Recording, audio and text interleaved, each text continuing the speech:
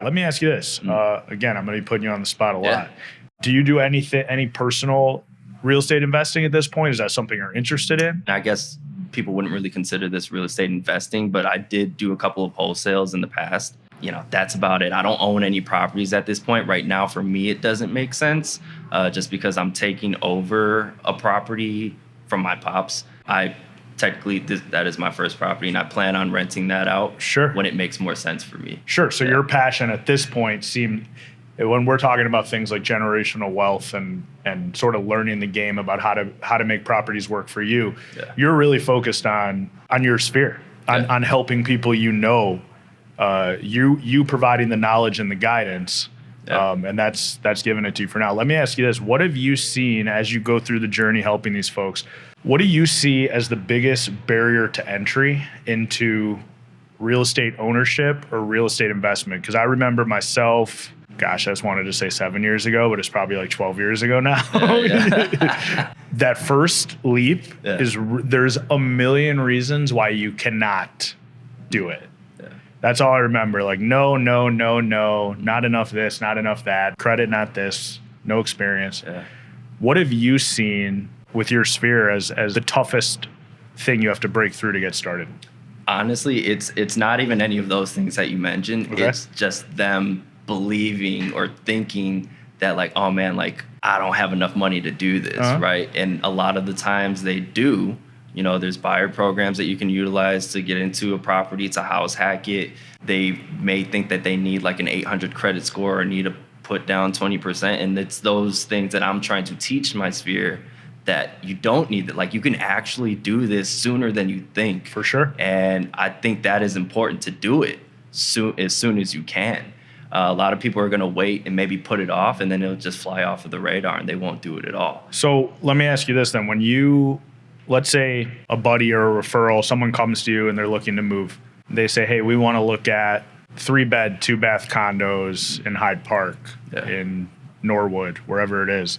Do you find yourself trying to find ways to approach them about possibly house hacking and using real estate as an investment tool, just because you seem to that seems to kind of be your thing? Yeah. Or do you kind of just say, let's just see if it happens naturally? Because like you said, I think a lot of people think they cannot, or it's too difficult, or it's too much work, or you need money to own it. But I mean, I heard today FHA limit on a multi-unit, it's like almost 750 or 7. I think it's even higher. It's 760. So you could come up with $30,000-$40,000 down and own a owner-occupied 3 or 4 unit building, right? And all of a sudden you're off and running. So long-winded way of saying.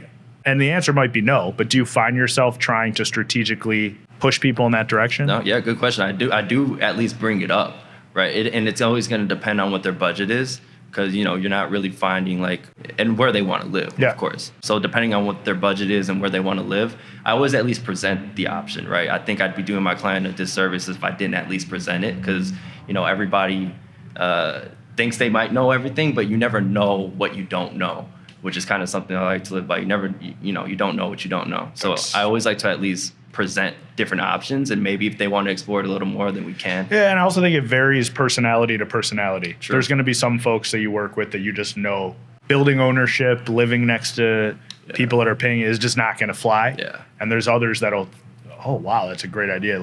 I found myself, I think even just through doing this podcast and talking to different people in the office and amongst our peers, I am becoming more and more confident in bringing it up as a good idea. I think even a year ago, 6 months ago, of course I knew house hacking's great. Right. I knew I love owning properties, and that's pretty much my livelihood and my life.